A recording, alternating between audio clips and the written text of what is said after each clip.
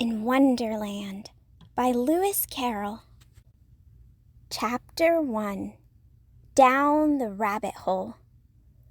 Alice was beginning to get very tired of sitting by her sister on the bank and of having nothing to do. Once or twice she had peeped into the book her sister was reading, but it had no pictures or conversations in it. And what is the use of a book, thought Alice, without pictures or conversations?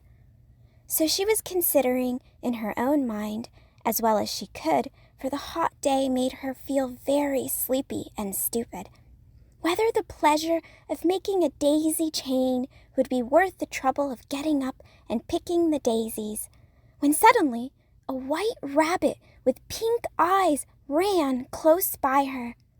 There was nothing so very remarkable in that, nor did Alice think it so very much out of the way to hear the rabbit say to itself, oh dear, I shall be too late." When she thought it over afterwards, it occurred to her that she ought to have wondered at this, but at the time it all seemed quite natural. But when the rabbit actually took a watch out of its waistcoat pocket and looked at it, and then hurried on, Alice started to her feet, for it flashed across her mind that she had never before seen a rabbit with either a waistcoat pocket or a watch to take out of it, and burning with curiosity, she ran across the field after it, and was just in time to see it pop down a large rabbit hole under the hedge. In another moment, down went Alice after it, never once considering how in the world she was to get out again. The rabbit hole went straight on, like a tunnel for some way, and then dipped suddenly down, so suddenly that Alice had not a moment to think about stopping herself before she found herself falling down what seemed to be a very deep well. Either the well was very deep, or she fell very slowly, for she had plenty of time as she went down to look about her and to wonder what was going to happen next. First, she tried to look down and make out what she was coming to, but it was too dark to see anything. Then she looked at the sides of the well and noticed that they were filled with cupboards and bookshelves. Here and there she saw maps and pictures hung upon pegs. She took down a jar from one of the shelves as she passed. It was labeled orange marmalade, but to her great disappointment, it was empty. She did not like to drop the jar for fear of killing somebody underneath, so managed to put it into one of the cupboards as she fell past it. Well, thought Alice to herself, after such a fall as this, I shall think nothing of tumbling downstairs. How brave they'll all think me at home! Why, I wouldn't say anything about it, even if I fell off the top of the house, which was very likely true. Down, down, down. Would the fall never come to an end? I wonder how many miles I've fallen by this time, she said aloud. I must be getting somewhere near the center of the earth. Let me see, that would be 4,000 miles down, I think. For you see, Alice had learnt several things of this sort in her lessons in the schoolroom, and though this was not a very good opportunity for showing off her knowledge, as there was no one to listen to her, still, it was good practice to say it over. Yes, that's about the right distance, but then I wonder what latitude or longitude I've got to. Alice had not the slightest idea what latitude was or longitude either, but she thought they were very nice, grand words to say. Presently she began again. I wonder if I shall fall right through the earth. How funny it'll seem to come out among the people that walk with their heads downwards. The antipathies, I think. She was rather glad there was no one listening this time, as it didn't sound at all the right word. But I shall have to ask them what the name of the country is. You know, please, ma'am, is this New Zealand or Australia? And she tried to curtsy as she spoke. Fancy curtsying as you're falling through the air. Do you think you could manage it?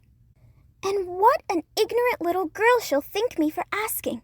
No, it'll never do to ask. Perhaps I shall see it written up somewhere. Down, down, down. There was nothing else to do, so Alice soon began talking again. Dinah'll miss me very much tonight, I shall think. Dinah was the cat. I hope they'll remember her saucer of milk at tea time. Dinah, my dear, I wish you were down here with me. There are no mice in the air, I'm afraid, but you might catch a bat, and that's very like a mouse, you know. But do cats eat bats, I wonder? And here Alice began to get rather sleepy and went on saying to herself in a dreamy sort of way, Do cats eat bats? Do cats eat bats? And sometimes, do bats eat cats? For you see, as she couldn't answer either question, it didn't much matter which way she put it. She felt that she was dozing off and had just begun to dream that she was walking hand in hand with Dinah and was saying to herself very earnestly, Now, Dinah, tell me the truth. Did you ever eat a bat? When suddenly, thump, thump, down she came upon a heap of sticks and dry leaves, and the fall was over. Alice was not a bit hurt, and she jumped up on her feet in a moment. She looked up, but it was all dark overhead. Before her was another long passage, and the white rabbit was still in sight, hurrying down it. There was not a moment to be lost. Away went Alice like the wind, and was just in time to hear it say as it turned a corner, Oh, my ears and whiskers, how late it's getting! She was close behind it when she turned the corner, but the rabbit was no longer to be seen. She found herself in a long, low hall, which was lit up by a row of lamps hanging from the roof. There were doors all around the hall, but they were all locked, and when Alice had been all the way down one side and up the other, trying every door, she walked sadly down the middle, wondering how she was ever to get out again. Suddenly, she came upon a three-legged table, all made of solid glass. There was nothing on it but a tiny golden key, and Alice's first idea was that this might belong to one of the doors of the hall. But alas, either of the locks were too large or the key was too small. But at any rate, it would not open any of them. However, on the second time round, she came upon a low curtain she had not noticed before, and behind it was a little door about 15 inches high. She tried the little golden key in the lock, and to her great delight, it fitted. Alice opened the door and found that it led into a small passage, not much larger than a rat hole. She knelt down and looked along the passage into the loveliest garden you ever saw. How she longed to get out of that dark hall and wander about among those beds of bright flowers and those cool fountains, but she could not even get her head through the doorway. And even if my head would go through, thought poor Alice, it would be of very little use without my shoulders. Oh, how I wish I could shut up like a telescope. I think I could, if I only knew how to begin. For you see, so many out-of-the-way things had happened lately that Alice had begun to think that very few things indeed were really impossible. There seemed to be no use in waiting by the little door, so she went back to the table, half hoping she might find another key on it, or at any rate a book of rules for shutting people up like telescopes. This time she found a little bottle on it, which certainly was not here before, said Alice, and tied round the neck of the bottle was a paper label with the words, Drink Me, beautifully printed on it in large letters. It was all very well to say, Drink me, but the wise little Alice was not going to do that in a hurry. No, I'll look first, she said, and see whether it's marked poison or not. For she had read several nice little stories about children who had got burnt and eaten up by wild beasts and other unpleasant things, all because they would not remember the simple rules their friends had taught them, such as that a red-hot poker will burn you if you hold it too long, and that if you cut your finger very deeply with a knife, it usually bleeds. And she had never forgotten that if you drink much from a bottle marked poison, it is almost certain to disagree with you sooner or later.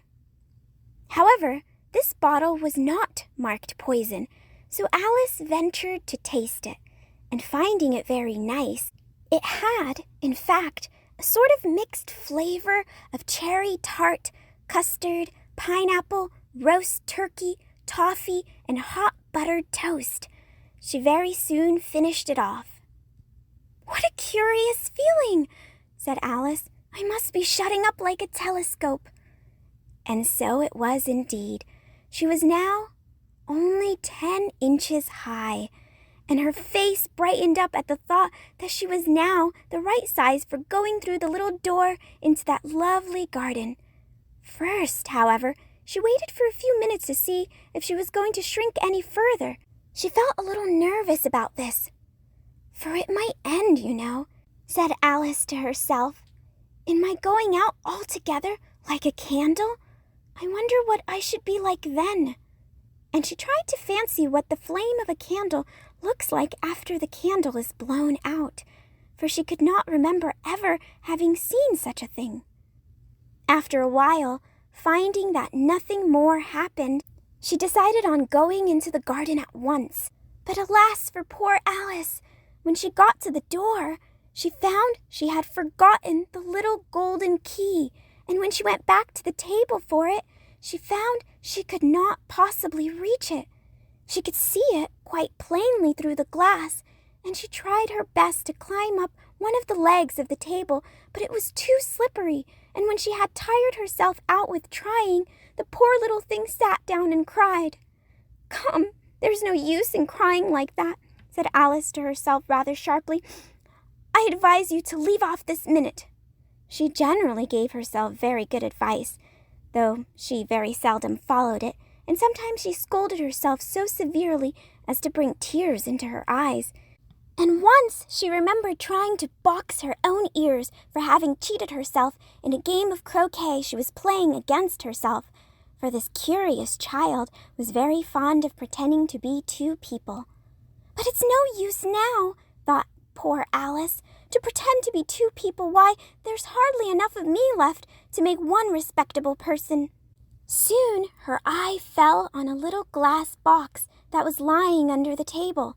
She opened it and found in it a very small cake, on which the words, "Eat me," were beautifully marked in currants. "Well, I'll eat it," said Alice, "and if it makes me grow larger, I can reach the key, and if it makes me grow smaller, I can creep under the door. So either way, I'll get into the garden, and I don't care which happens." She ate a little bit and said anxiously to herself, "Which way? Which way?" holding her hand on the top of her head to feel which way it was she was growing, and she was quite surprised to find that she remained the same size. To be sure, this is what generally happens when one eats cake, but Alice had got so much into the way of expecting nothing but out-of-the-way things to happen that it seemed quite dull and stupid for life to go on in the common way. So she set to work, and very soon finished off the cake.